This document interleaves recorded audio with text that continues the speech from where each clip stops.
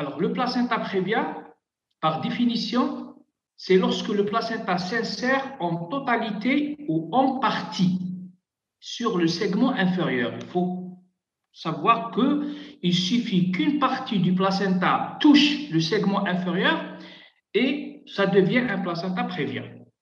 Les modifications dynamiques, c'est-à-dire les contractions, les modifications anatomiques de l'utérus au cours de la grossesse qui conduisent à la maturation puis à la dilatation du col utérin peuvent provoquer un décollement partiel du placenta. Et ça va se manifester par des hémorragies qui surviennent généralement en fin de grossesse. Alors, avant de passer à l'étiologie, on va parler de ce segment inférieur. Alors, le segment inférieur, si vous vous rappelez de l'anatomie pure, il n'y a pas de segment inférieur dans l'utérus non gravide. On est d'accord? Les étiologies du placenta prévia, c'est juste des présomptions. La multiparité, qui peut toucher jusqu'à 90% du placenta prévia. Les antécédents d'avortement, le risque relatif il multiplie jusqu'à x2. Les manœuvres endo-utérines, les cicatrices utérines, les lésions endométriales, le placenta dans les antécédents de placenta prévia, il y a toujours un risque de récidive qui peut aller jusqu'à 6.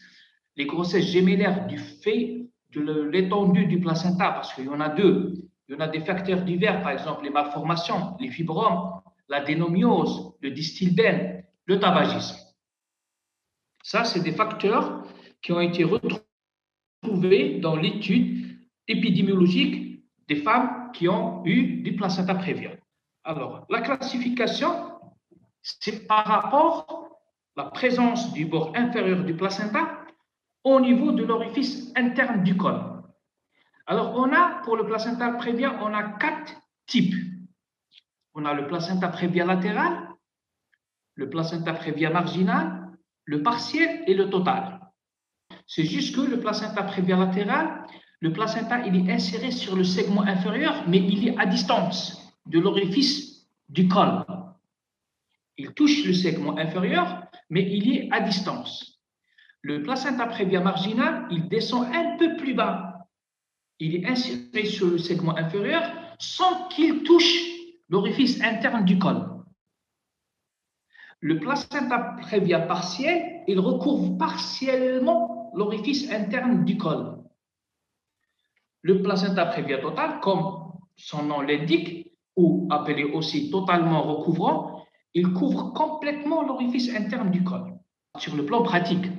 Alors, il y a eu cette classification échographique de B6, parce que le placenta prévia, il faut le savoir, ne peut être diagnostiqué que par l'échographie. Pourquoi l'échographie? Parce que le segment inférieur, c'est une entité anatomique qui n'existe pas. Donc, c'est une entité anatomique virtuelle. C'est-à-dire qu'elle ne se fait ou qu'on la délimite qu'au cours de la grossesse. Alors, sur le plan échographique, le segment inférieur, c'est une zone. Voilà, ça, c'est une vessie pleine. Ça, c'est un utérus gravide. Et ça, c'est l'orifice cervical du col. Voilà le col, toute la longueur du col. Le segment inférieur, c'est une zone qui part de l'angle supérieur du mur postérieur de la vessie. Ça, c'est le mur postérieur. Ça, c'est l'angle supérieur. Donc, c'est cette zone. Elle part de là jusqu'à 10 cm en arrière du col. Donc, tout ça, c'est le segment inférieur. Alors, tout placenta qui s'insère sur cette zone, même s'il met juste un bout de son pied sur cette zone, est considéré comme un placenta prévia. Et vous voyez les différents types, plus il empiète sur cette zone, plus il augmente en grade. La classification de B6. B6, c'est un nom propre, c'est celui qui a fait cette classification. Alors, mais cette fois-ci, il a divisé le placenta prévia en 2 parties. Alors, pour le placenta bas inséré antérieur, on a 4 types. Alors, qu'est-ce qu'il a fait B6? Il a divisé cette zone antérieure en 3 parties. Par rapport au mur postérieur de la vessie, c'est comme si vous avez prendre cette zone, vous assumez en 3. 1, 2, 3. Si le placenta arrive au niveau du tiers supérieur, c'est le type 1. S'il arrive au niveau du tiers moyen, ou il est de type 2. S'il arrive au niveau du tiers inférieur, c'est le type 3. S'il dépasse le col, c'est le type 4. Le type 1, la limite inférieure du placenta atteint le tiers supérieur de la vessie. Le type 2, la limite inférieure atteint les 2 tiers supérieurs de la vessie. Le type 3, la limite atteint le col, c'est-à-dire il couvre toute la vessie. Et le type 4, la limite inférieure dépasse le col utérin, c'est-à-dire atteint la face postérieure de l'utérus. Vous voyez, en pointillé, c'est le placenta. Et là, c'est la vessie. Le placenta, il est du fond, il arrive au niveau de la vessie, il touche une partie, le tiers supérieur, c'est le type 1. S'il descend encore plus bas, c'est le type 2. S'il arrive au niveau du col, c'est le type 3. S'il couvre complètement le col, c'est le type 4. Le type 4 et le type 3, c'est les placentas recouvrants, parce qu'ils recouvrent partiellement ou totalement le col. Pour le 1 et le 2, vous imaginez que la voie basse, elle est possible, parce que ce n'est pas un obstacle. Mais pour le 3 et le 4, le placenta, il empêche la tête fœtale de passer à travers l'orifice. Donc, ça devient un obstacle prévial, c'est-à-dire obstacle postérieur. Là, l'indication, c'est la césarienne. Le placenta bas inséré postérieur. La limite inférieure du placenta se situe à moins de 4 cm en arrière du col. Lorsqu'il arrive à 4 cm, là, on n'a pas de vessie parce que c'est postérieur pour faire ça. Donc, on va mesurer du col et en arrière. Si il est à moins de 4 cm, c'est le type 1. Si il atteint le col, c'est le type 2. Si il dépasse le col, c'est le type 3. Le type 3 postérieur, regardez, il atteint le tiers inférieur de la vessie. Et le type 4, il recouvre complètement le dent vésical. Regardez le type 1. Il est juste à côté du col. Moins de 4 cm. Le 2, il est pratiquement au niveau du col. Le 3, il dépasse le col. Et le 4, il arrive jusqu'à couvrir complètement la vessie. Donc, le placenta prévia postérieur, le 3 et le 4 sont complètement recouvrants et le 2, il est partiellement recouvrant. C'est pour ça qu'il faut préciser, si vous faites des échographies, Inch'Allah, si le B6-1 ou 2 ou 3 ou 4, il est antérieur ou postérieur. Parce que si vous me dites un type 3 antérieur, ça veut dire qu'il arrive juste au niveau du col. Mais si vous me dites un type 3 postérieur, il couvre complètement la vessie. Alors, le placenta de type 1 et 2 correspondent au placenta prévia latéraux. Le 3, placenta prévia marginaux. Le 4, c'est placenta prévia recouvrant. Le placenta prévia, son problème, c'est surtout l'hémorragie. C'est considéré comme un truc pathologique parce que les placenta prévia, dans la majorité des cas, ils sont hémorragiques. Et pour comprendre ça, il faut comprendre la physiopathologie, l'origine de cette hémorragie. Alors, pendant la grossesse, les variétés périphériques, c'est-à-dire qui sont loin, c'est le placenta prévia latéraux et marginaux, c'est la contraction qui survient généralement à la 32e semaine pour les primés, parce que c'est les contractions de Braxton et X, qui sont des contractions physiologiques. Les contractions de Braxton et X sont des contractions physiologiques dont le rôle est de former le segment inférieur. C'est-à-dire qu'il grave l'accouchement, l'utérus, il va se préparer à cette période. Donc, qu'est-ce qu'il va faire? Il va former le segment inférieur. L'isthme avec un peu du corps et un peu du col. Le segment inférieur qui est une zone très mince, amincie, qui va se mouler sur la tête fœtale pour qu'elle puisse l'orienter et la faire descendre au moment de l'accouchement vers le bas. Alors, À partir de cette date, c'est-à-dire à partir de la 32e semaine, ces Braxton X, ces contractions, peuvent décoller une partie du placenta. Le placenta avec ses villosités qui s'insèrent sur cette zone, ces villosités peuvent se détacher. Une fois cette languette se détache, il va y avoir un sang qui va couler. Pour les variétés recouvrantes, le clivage entre le placenta et le myomètre, par suite d'un asynchronisme de développement entre le segment inférieur et la surface. Le placenta, il a terminé son développement, il est mûr, mais le segment inférieur, il continue à se modifier. Alors, pendant le travail, la dilatation, si le placenta il est sur le col, cette dilatation, elle va arracher les villosités et ça va saigner. C'est pour ça, pour la majorité des variétés recouvrantes, le saignement, il est beaucoup plus important, il est beaucoup plus précoce. Alors, l'origine de l'hémorragie peut être double. L'hémorragie peut être d'origine maternelle, c'est-à-dire uniquement la villosité crampant, et à partir de cette zone d'insertion, le sang va couler. Et là, il n'y aura que du sang maternel. Et là, ce n'est pas un problème, parce que si cette femme, elle va perdre 100 cc de sang, on peut le compenser par 100 cc par transfusion. Mais malheureusement, il peut y avoir une participation fœtale, et là, c'est le plus dangereux, qui peut atteindre jusqu'à 10%, lorsque cette villosité crampante, elle se déchire. Et quand elle se déchire, il y a du sang fœtal qui sort de cette villosité. Et on ne peut même pas savoir s'il y a du sang fœtal ou pas devant un saignement chez une femme au cours du 3e trimestre. Comment faire la différence? Imaginez-vous, vous êtes dans une garde, la femme, elle arrive, elle a 35 semaines, un placenta prévia, il y a un petit saignement. Ce n'est pas vraiment méchant qui entrave le pronostic vital, mais ça saigne quand même. Alors, vous allez regarder ce saignement et vous allez vous demander, OK, si ce sang est uniquement maternel, ça ne me cause pas un problème parce que je vais demander du culot globulaire et je vais transfuser. Mais si il y a un peu de sang de fœtus qui participe, ce fœtus va mourir par anémie suite à l'hémorragie sans que je me rende compte. Alors, comment faire la différence? Je vais laisser cette question parce qu'en principe, on va le citer.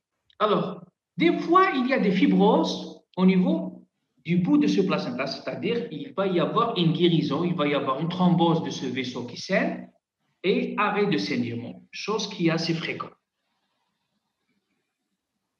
Alors, quelles sont les circonstances de découverte et l'évolution du placenta prévia? Dans la majorité des cas, le motif de consultation pour le placenta prévia, c'est les hémorragies. Et on a dit que ça peut apparaître dès les premières contractions des Braxton X et la première perte sanguine peut constituer un signe d'alarme, comme elle peut survenir même au 1er et 2e trimestre lorsqu'il peut y avoir une menace d'avortement ou menace d'accouchement précoce. Les douleurs ne sont pas vraiment présentes. Ça dépend de la sensibilité des femmes. Donc la douleur, c'est un truc subjectif qu'on n'arrive toujours pas à l'évaluer, mais qui est décrit pour ces femmes qui viennent pour un placenta prévia. Ces douleurs abdominales et la tension utérine, généralement, sont liées à la contractilité utérine, que ce soit Braxton X ou autre. Donc la douleur, il faut la rechercher ou l'interpréter comme des contractions. Les signes généraux, c'est les hémorragies. Donc, plus il y a l'hémorragie, plus elle est importante, plus on a une symptomatologie beaucoup plus parlante. Pour les signes physiques, il faut se contenter d'un palpé abdominal qui va montrer un utérus parfaitement relâché. Ça, pourquoi on le parle? Parce qu'il y a des diagnostics différentiels. Alors, pour le cas de placenta prévia, l'utérus, il est parfaitement relâché, en dehors des contractions utérines, bien sûr. C'est-à-dire, il va y avoir la contraction, puis relâchement. Contraction, puis relâchement. La contraction, c'est elle qui est la source de l'hémorragie, ou le décollement du placenta. Mais il y a toujours un relâchement, contrairement À l'hématome rétroplacentaire, il faut toujours savoir que le diagnostic différentiel avec l'HRP, c'est un utérus qui est parfaitement relâché en dehors des contractions. On peut trouver des présentations anormales parce que le placenta, il occupe la place de la tête. Donc la tête, elle va partir chercher une place ailleurs. Et dans la majorité des cas, on peut trouver soit un fœtus oblique, soit un fœtus transverse. L'auscultation des BCF, des bruits cardiaques fœtaux, elle est positive. On peut ausculter les BCF, mais on peut trouver une légère tachycardie s'il y a une participation fœtale pour compenser l'anémie.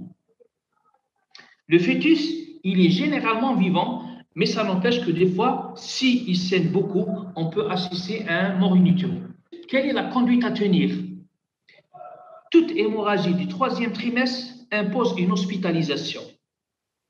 Alors, si l'hémorragie elle est modérée ou abondante, on met en 2 voies d'abord veineux avec 14 CSG qui sont mis en place.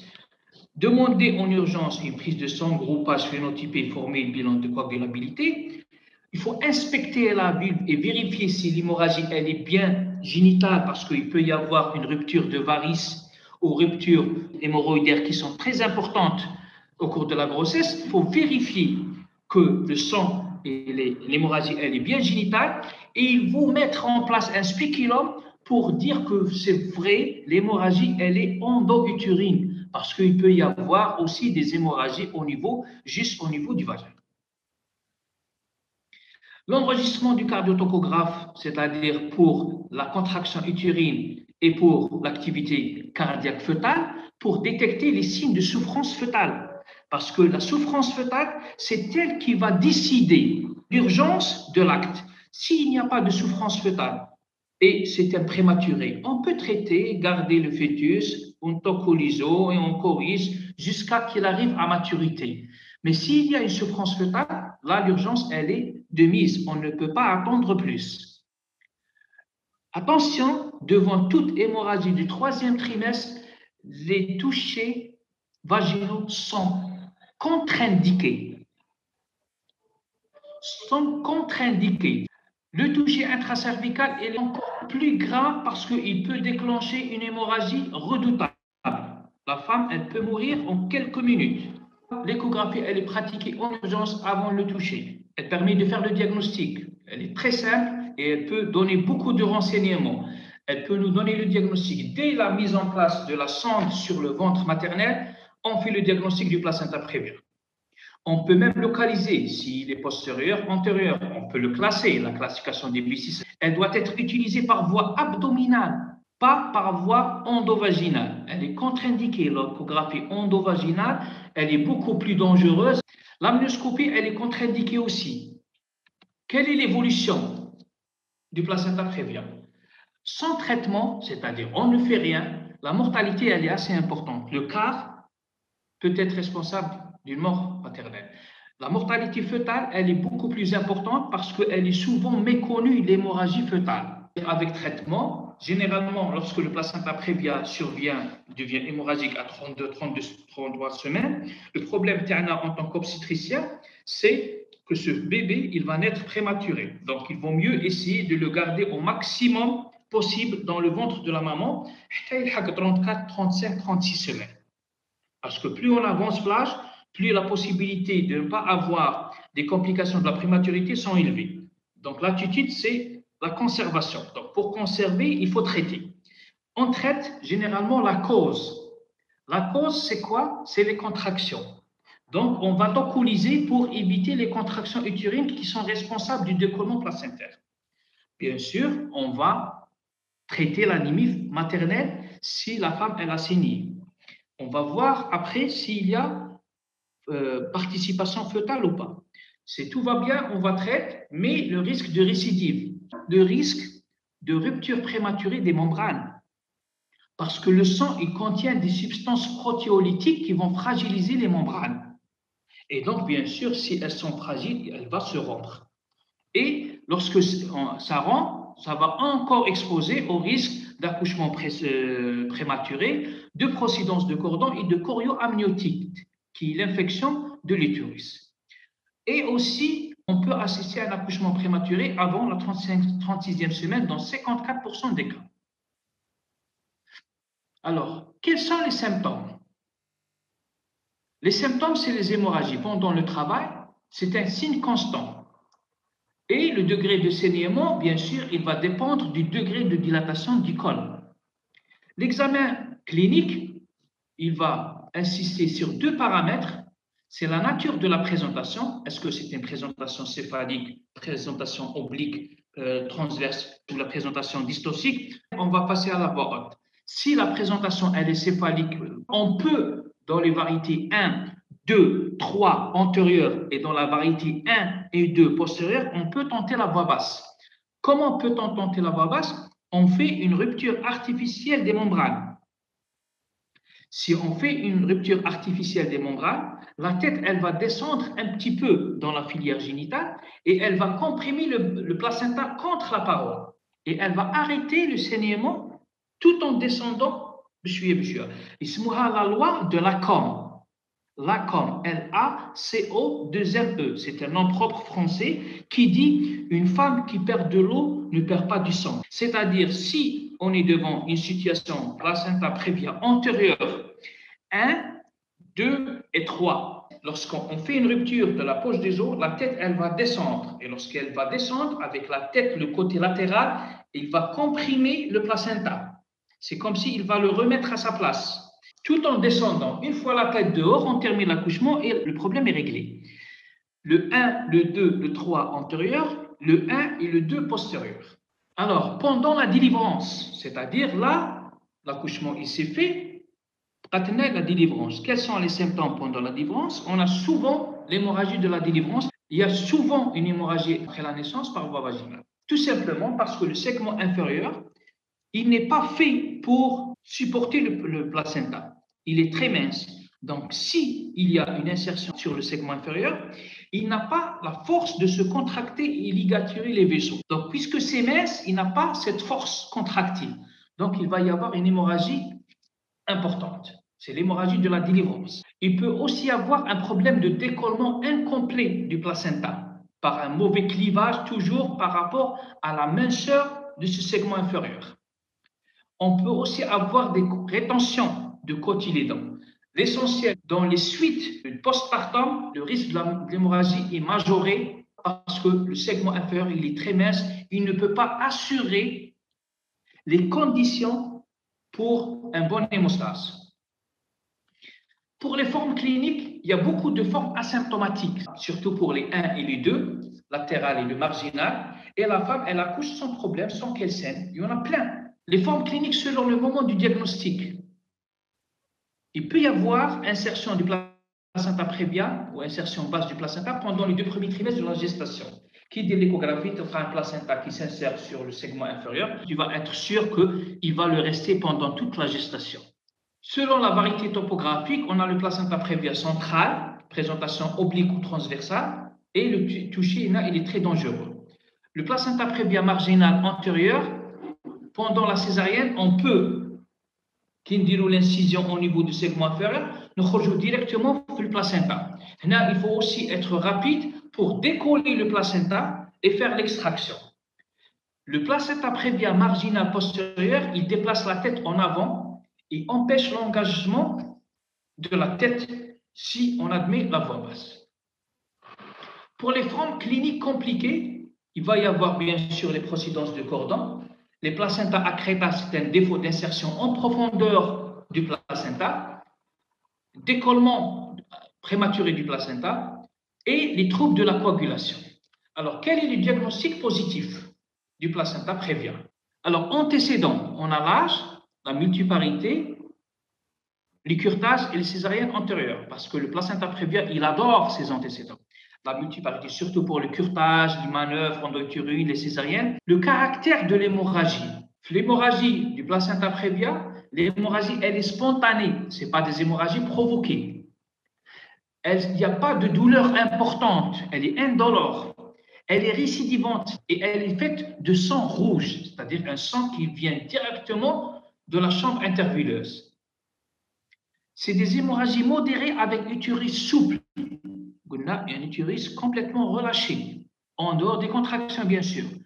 La vitalité fœtale, elle est présente. Le plus souvent, si on fait le diagnostic tout de suite, on va trouver que le fœtus, il est vivant. On va aussi trouver une présentation haute et mobile à la palpation, c'est-à-dire pour la tête qui n'est pas descendue à l'est parce que le placenta a des blasters. Les signes négatifs, l'absence des contractures utérines, l'absence de signes de l'hypertension artérielle et la crasse sanguine, c'est-à-dire il n'y a pas anomalie de l'hémostase. Le diagnostic positif n'est établi que par l'échographie. Le diagnostic différentiel devant une hémorragie du troisième trimestre, quels sont les diagnostics probables? On peut se trouver devant un hématome déciduel basal, des rois la HRP. On peut se retrouver devant un avortement tardif. On peut se retrouver devant une molle hydatiforme, parce qu'il y a l'hémorragie. On peut se retrouver devant une béance du col. Au cours du troisième trimestre, le diagnostic différentiel il se fait avec la rupture utérine, où la douleur elle est intense et une défense abdominale. L'hématome décidual basal, c'est l'HRP, où il y a une notion d'hypertension artérielle. La douleur aussi, elle est importante. L'hématome décidual marginal, c'est-à-dire c'est un HRP, mais qui ne se fait pas au milieu du placenta, qui est à distance, c'est-à-dire au bord du placenta, c'est le mot marginal. Hématome décidual basal, c'est-à-dire au milieu. Marginal, c'est à l'extrémité du placenta. Le placenta circumvallatal, c'est une anomalie du placenta. Au cours du travail, le diagnostic différentiel, il continue à le faire avec l'HRP, la rupture utérine et les vaisseaux préviens, c'est l'hémorragie de Benkiser. Devant les présentations pathologiques, il faut rechercher une tumeur pelvienne prévia, c'est-à-dire un fibrome ou kyste, une malformation utérine ou anomalie du bassin. Le pronostic du placenta prévia, le pronostic maternel, si on le prend en charge correctement, il est quasi nul. La morbidité, par contre, elle est présente, elle est surtout liée à l'anémie. S'il y a anémie, il y a infection, il y a accident thromboembolique. Les trois qui peuvent s'enchaîner. Anémie, infection, endométrite, complications thromboemboliques. Pour ce qui est du pronostic fœtal, la mortalité, l'âge gestationnel, surtout si le placenta survient précocement, on est devant une prématurité et des fois on est obligé d'agir, c'est-à-dire on va intervenir. Et plus on extrait le bébé prématurément, plus la possibilité de décès est présente. Ça va dépendre bien sûr du poids, de l'hémorragie maternelle, la variété anatomique du placenta, le mode d'accouchement, le traitement conservateur ou extraction immédiate et les conditions de césarienne. La morbidité, elle est liée à des complications de la prématurité. On a la détresse respiratoire qui est présente dans 8 à 29%. Le prématuré peut faire des détresses respiratoires, des ictères, des hypoglycémies, de l'anémie et des séquelles neurologiques non négligeables. Bien sûr, le retard de croissance peut être présent. La prise en charge, proprement dit, c'est-à-dire thérapeutique. Bien sûr, il faut hospitaliser, la mise en condition de la malade, c'est-à-dire la réanimation, les voies d'abord, le décubitus latéral, l'oxygénation, compenser les pertes sanguines et restaurer le volume circulaire. La prise en charge obstétricale, si le saignement il est important, si la présentation elle est anormale et on ne peut pas envisager la voie basse, il faut penser à la césarienne d'emblée. Bien sûr, il y a les complications de la césarienne. Pour la voie basse, elle est préférée lorsque les variétés sont latérales, latérales ou marginales, et une présentation céphalique. Qu'est-ce qu'il y a à faire? On fait une rupture de la poche des os et on a dit que la tête, elle va comprimer le placenta et elle va arrêter l'hémorragie. Le nouveau-né doit être pris en charge par le pédiatre et traiter les suites de couches. Il faut corriger l'anémie. L'iso-immunisation, c'est les femmes, elle est de registre négatif parce qu'il y a hémorragie, il y a possibilité de mélange de sang maternel et fœtal. Il faut toujours songer à proposer ça, l'iso-immunisation, si femmes registre négatif. Antibiothérapie, bien sûr, parce que le sang, c'est un milieu de culture, et l'héparine à bas poids moléculaire et proposer un lever précoce. Alors, comment peut-on faire le choix entre un accouchement immédiat ou un traitement conservateur? L'accouchement immédiat, il est indiqué en cas d'hémorragie importante, en cas d'hémorragie massive. en cas d'hémorragie qui persiste. On ne peut pas intérêt à garder la grossesse après 36 semaines. Et lorsque l'accouchement il est prématuré et inéluctable, c'est-à-dire on ne peut pas l'éviter, il est en avance. La dilatation زادت. Et s'il existe une hémorragie du sang fœtal. Alors, là, je vais faire une petite pause. On a dit tout à l'heure, comment peut-on faire la différence entre un sang maternel et un sang fœtal? C'est faire la différence entre l'hémoglobine A, c'est l'hémoglobine adulte, et l'hémoglobine F, qui est l'hémoglobine fœtale. Eh bien, on va utiliser un test, ici le test de Kleauer-Betke. C'est quoi ce test? C'est un examen rapide. C'est prélever du sang qui coule devant notre eau. On va l'étaler sur une lame. Zidou, une solution acide. C'est la solution de Kleauer. C'est une solution acide et on va voir ça sous un microscope qui est présent en salle de travail. On va voir si cet acide elle a détruit l'hémoglobine. Si l'acide a détruit l'hémoglobine, c'est l'hémoglobine A qui est touchée par l'acide. Si on voit qu'il y a des hématies qui sont intactes, qui ne sont pas touchées, on va dire qu'il y a du sang fœtal dans ce mélange.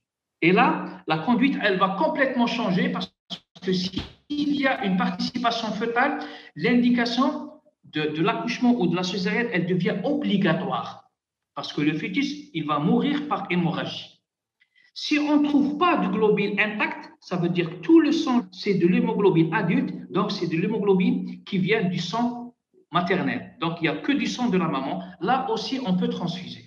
Alors, pour le traitement conservateur, s'il n'y a pas tout ça, s'il n'y a pas l'hémorragie, s'il n'y a pas la présence de sang fœtal, on peut essayer de garder la grossesse pour hâter la maturation pulmonaire, au moins pour une corticothérapie, le repos au lit, bien sûr, le repos strict, tocolyse. Une corticothérapie, vous savez, la corticothérapie, elle accélère la maturation pulmonaire fœtale. On surveille la maman sur le plan hémodynamique, on surveille le fœtus par l'échographie, le Doppler et le rythme cardiaque fœtal, et on évalue à chaque fois l'anémie par le test de Kleauer. Et ce traitement conservateur peut être prolongé s'il n'y a pas d'incident jusqu'à la naissance par voie basse. Sinon, s'il y a vraiment un obstacle, on indique une césarienne. Au moment de la délivrance, c'est-à-dire après la naissance, il faut toujours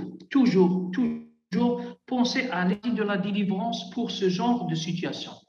Donc, qu'est-ce qu'on fait? On fait une délivrance dirigée. La délivrance dirigée, c'est injecter des hétérotoniques au moment de l'expulsion du fœtus pour réduire la durée de la délivrance, généralement 20 minutes, et essayer, dans le cas contraire, si l'hémorragie n'est pas jugulée, on fait une délivrance artificielle, révision utérine, et voire même des fois on a 6 à 10 cyclomies d'hémostase pour arrêter l'hémorragie.